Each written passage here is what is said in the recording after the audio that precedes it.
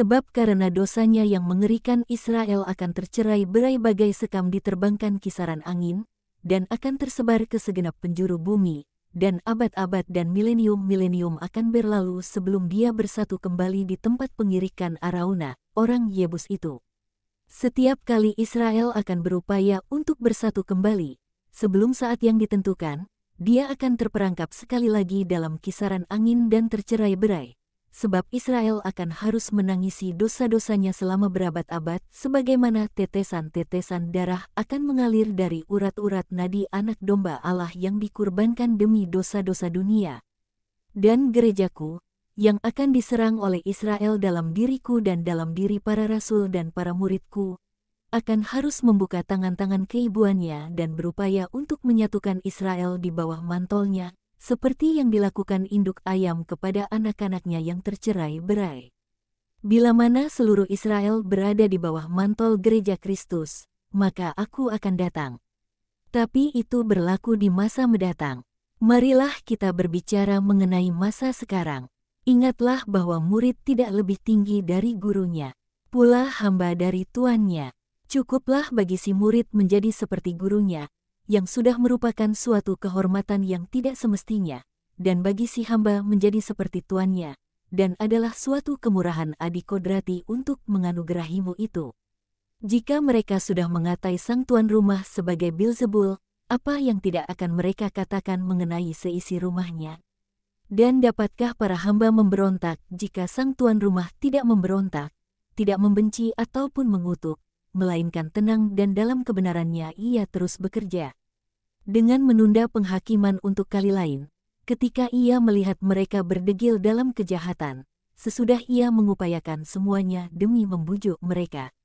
Tidak, para hamba tidak akan dapat melakukan apa yang tidak dilakukan oleh tuannya, tetapi mereka dapat meneladaninya, dengan merenungkan bahwa mereka adalah orang-orang berdosa, sementara ia tanpa dosa. Jadi, janganlah takut akan mereka yang akan menyebutmu setan. Kebenaran akan terungkap suatu hari dan lalu akan menjadi jelas siapa yang adalah setan, apakah kamu atau mereka.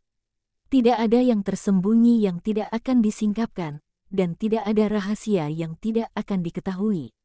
Apa yang sekarang aku katakan kepadamu dalam gelap dan secara rahasia, sebab dunia tidak layak mengetahui semua perkataan sabda, masih belum layak untuk itu dan belum saatnya untuk mengatakannya juga kepada mereka yang tidak layak. Ketika saatnya tiba bila mana semuanya harus diketahui, katakanlah pada siang bolong, wartakan dari atap-atap rumah apa yang sekarang aku bisikkan lebih kepada jiwamu daripada ke telingamu. Sebab dunia pada saat itu akan sudah dibaptis dalam darah dan akan ada suatu panji-panji begitu rupa melawan setan bahwa dunia, jika dia menghendakinya, akan dapat memahami rahasia-rahasia Allah, sementara setan tidak akan dapat mencelakai siapapun selain dari mereka yang memang ingin digigit olehnya dan lebih suka gigitannya daripada kecupanku. Tetapi sebagian besar dunia tidak akan ingin mengerti. Hanya sekelompok minoritas yang akan mau mengetahui semuanya demi mengikuti semua doktrinku. Tidak mengapa, sebab tidaklah mungkin untuk memisahkan yang minoritas itu dari masa yang tidak benar. Khotbahkan doktrinku juga dari atap-atap rumah. Khotbahkan dari puncak-puncak gunung, di samudera-samudera tanpa batas, di perut-perut bumi. Bahkan jika manusia tidak mau mendengarkannya, maka burung-burung dan angin, ikan dan gelombang-gelombang akan memungut sabda ilahi dan perut-perut bumi akan menyimpan gemanya guna mengulangnya ke sumber-sumber mata air bawah tanah, mineral-mineral dan logam-logam, dan mereka semua akan bersukacita atasnya, sebab mereka sudah diciptakan oleh Allah juga untuk menjadi tumpuan kakiku dan sukacita hatiku. Janganlah takut kepada mereka yang membunuh tubuh tetapi tidak dapat membunuh jiwa, melainkan takutlah kepada Ia yang dapat mengambil jiwamu dan mempersatukannya pada hari kiamat dengan tubuhmu yang dibangkitkan dari mati, untuk mencampakkan keduanya ke dalam api neraka. Janganlah takut, bukankah burung pipit dijual 2 ekor seduit? Dan meski begitu, jika bapamu tidak mengizinkannya, tak seekor pun darinya akan jatuh ke tanah kendati segala perangkap manusia. Jadi, janganlah takut. Bapa mengenalmu, Setiap helai rambut di kepalamu terhitung olehnya. Dan kamu jauh lebih berharga dari banyak burung pipit. Aku katakan kepadamu, jika seorang mengakuiku di hadapan manusia, aku akan mengakuinya di hadapan Bapa-Ku yang di surga. Tetapi dia yang menyangkalku di hadapan manusia, akan aku sangkal di hadapan Bapa-Ku. Mengakui berarti mengikuti dan mengamalkan. Menyangkal berarti meninggalkan jalanku karena pengecut, atau punya 3 kali lipat kecenderungan untuk berbuat dosa, atau pertimbangan yang picik, atau keterikatan pada seorang sanak yang menentang aku. Sebab itu akan terjadi. Jangan menyangka bahwa aku telah datang untuk membawa damai ke atas bumi dan bagi bumi. Damaiku melampaui perjanjian damai yang egois untuk kelicikan setiap hari. Bukan damai yang aku bawa, melainkan pedang. Pedang yang tajam untuk memotong tumbuhan liana yang menjerat orang dalam lumpur dan membuka jalan bagi terbang adi kodrati. Aku telah datang untuk menempatkan orang melawan ayahnya, anak perempuan melawan ibunya, menantu perempuan melawan ibu mertuanya. Sebab aku adalah Ia yang bertahta dan mempunyai setiap hak atas umatnya. Sebab tak seorang pun lebih besar dari aku sehubungan dengan hak-hak kasih sayang. Sebab semua kasih berpusat dalamku dan dengan demikian menjadi mulia. Aku adalah bapa, bunda, suami, saudara, sahabat, dan aku mengasihi engkau sebegitu rupa dan sebegitu rupa aku hendaknya dikasihi. Dan apabila aku katakan, aku mau, maka tak ada ikatan yang dapat menolak dan jiwa itu milikku. Aku yang menciptakannya bersama Bapa, aku sendiri yang menyelamatkannya. Jadi aku berhak untuk memilikinya. Musuh sesungguhnya dari manusia adalah manusia, di samping roh-roh jahat, dan musuh dari manusia baru, dari seorang Kristen, adalah sanaknya di rumah, dengan keluhan-keluhan mereka, ancaman-ancaman mereka atau permohonan-permohonan mendesak mereka.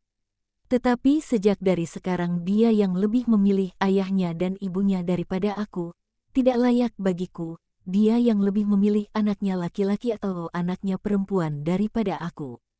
Tidak layak bagiku, dia yang tidak memanggul salibnya setiap hari, yang sebegitu kompleks, yang terdiri dari penyerahan diri, penyangkalan diri, ketaatan, kegagah beranian, penderitaan, penyakit, kesedihan, mencakup apa saja yang menyingkapkan kehendak Allah atau suatu ujian bagi manusia, dan tidak mengikutinya di jejak langkahku, tidak layak bagiku. Barang siapa menilai hidup duniawi lebih dari hidup rohani, akan kehilangan hidup sejati. Barang siapa kehilangan hidup duniawinya demi aku, akan mendapatkan hidup yang bahagia abadi. Barang siapa menyambutmu, menyambut aku. Dia yang menyambutku menyambut Ia yang mengutus aku.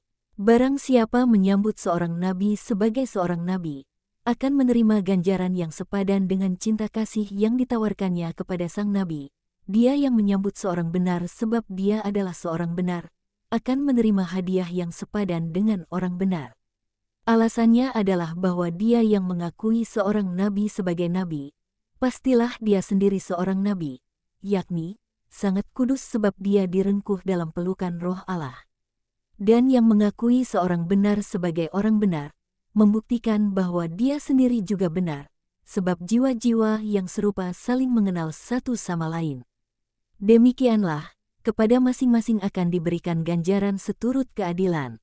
Dan dia yang sudah memberikan segelas air minum kepada salah seorang dari para pelayanku, bahkan meski dia yang terkecil, dan pelayan-pelayan Yesus adalah mereka semua yang mewartakannya melalui hidup kudus mereka, dan mungkin adalah raja atau pengemis, orang bijak atau orang yang tidak terpelajar, orang lanjut usia dan bayi, sebab segala tingkatan usia dan segala golongan dapat menjadi muridku.